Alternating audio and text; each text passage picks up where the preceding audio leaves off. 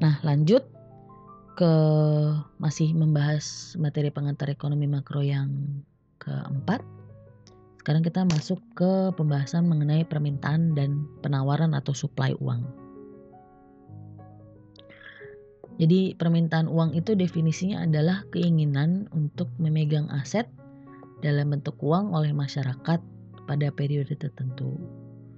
Karena tadi kan gak semua aset bisa dikatakan sebagai uang. Karena syarat uang yang pertama, dia memiliki fungsi uang, jadi bisa digunakan sebagai transaksi. Kemudian memenuhi 7 syarat yang sudah kita bahas pada video sebelumnya. Nah, keinginan untuk memegang uang itu dipengaruhi oleh 3 motif gitu ya. Ada 3 hal yang menyebabkan orang lebih memilih untuk memegang aset dalam bentuk uang dibandingkan dalam bentuk lain. Yang pertama itu motif transaksi. Jadi orang mau memegang uang kalau misalnya memang dia ekspektasinya itu atau dia berharap untuk bisa bertransaksi. Contohnya kamu punya gaji gitu ya. Kamu kan pasti akan melakukan transaksi, bayar kontrakan, bayar kuliah, beli belanja, belanja makanan, transportasi dan lain-lain. Nah, itu kan pasti akan kamu budgetin tuh. Gak mungkin gaji kamu itu semuanya kamu belikan dalam bentuk saham gitu ya. Semuanya kamu beliin saham, terus kamu gak punya sisa buat transaksi gitu. Jadi keinginan orang untuk memegang uang itu dipengaruhi oleh seberapa banyak, seberapa sering, seberapa besar transaksi yang akan dilakukan. Kemudian motif yang kedua itu motif berjaga-jaga. Orang itu kemungkinan memegang, mungkin dia sebetulnya gak butuh pegang uang sebesar itu gitu ya, karena kebutuhan dia sehari-hari tidak sebesar itu. Tapi dia kan akan mengantisipasi kebutuhan di masa yang akan datang. Misalnya pada saat emergency, misalnya tiba-tiba kamu sakit, kecelakaan, atau butuh barang yang sifatnya urgent gitu ya, obat-obatan dan segala macam. Nah, kamu perlu menyisihkan sebagian uang kan untuk berjaga-jaga. Perlu kamu tabung gitu ya. Kamu simpen. Daripada saya beliin aset lain, mending saya tabung yang sewaktu-waktu bisa saya tarik gitu. Itu namanya motif berjaga-jaga. Kemudian yang terakhir itu namanya motif spekulasi. Nah, ini berhubungan sama ekspektasi orang terhadap nilai aset. Misalnya gini ya, kamu tahu gitu, kamu bukan tahu sih, kamu memperkirakan tahun depan harga apartemen itu bakal naik 30% gitu. Terus dipikir-pikir, saya punya uang nih buat DP apartemen. Kalau saya beli sekarang, terus saya cicil setahun, terus tahun depan saya over kredit, itu saya dapat untung sebesar 30%.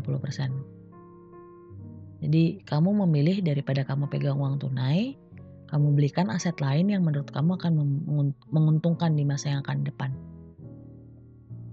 Nah, itu namanya motif spekulasi gitu ya. Kamu membeli sebuah aset dengan harapan nilai aset tersebut akan naik. Nah, itu yang akan mengurangi, kalau motif spekulasi itu justru akan mengurangi keinginan seseorang untuk memegang uang gitu. Karena dia memilih untuk memegang aset dalam bentuk lain selain uang. Kemudian supply. Nah, supply itu definisinya adalah persediaan uang yang beredar di masyarakat pada periode tertentu.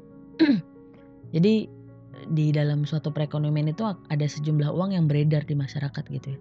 Tapi ada juga yang gak beredar, misalnya yang disimpan di tabungan deposito, yang pokoknya yang tidak beredar di masyarakat, yang masih ada di pemerintah gitu kan.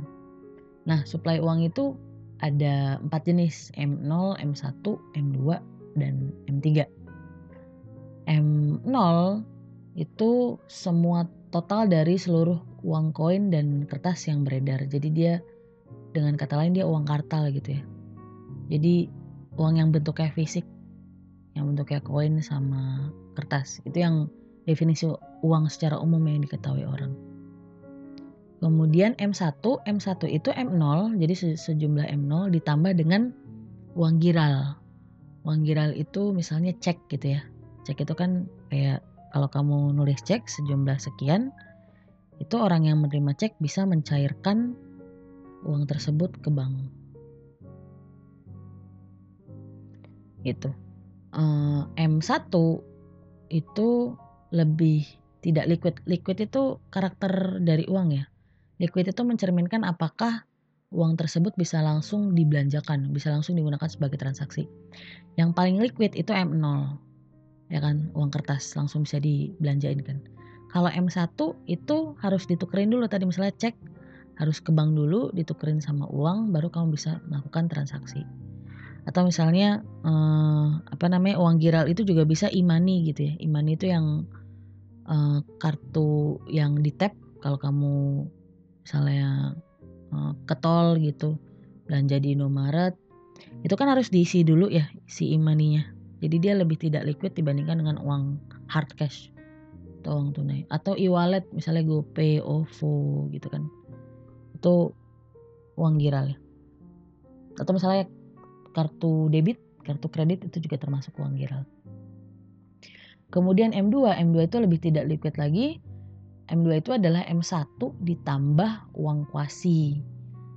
Uang kuasi itu adalah ini ya, surat berharga misalnya obligasi gitu kan, saham, kemudian juga sertifikat, pokoknya surat-surat berharga, tapi biasanya itu dikategorikan sebagai surat-surat berharga yang nilainya di bawah 100.000 US dollar. Kenapa? Karena kalau surat berharga yang di atas 100.000 US dollar itu masuknya ke M3. M3 itu adalah M2 ditambah simpanan jangka panjang berjumlah besar. Jadi kalau deposito gitu ya, deposito jangka panjang nilainya masih di bawah 100 US dollar itu masih masuknya ke M2. Tapi begitu seseorang menyimpan deposito nilainya di atas 100.000 US dollar, itu masuknya udah ke M3 karena lebih sulit untuk dicairkan di bank gitu. Kemudian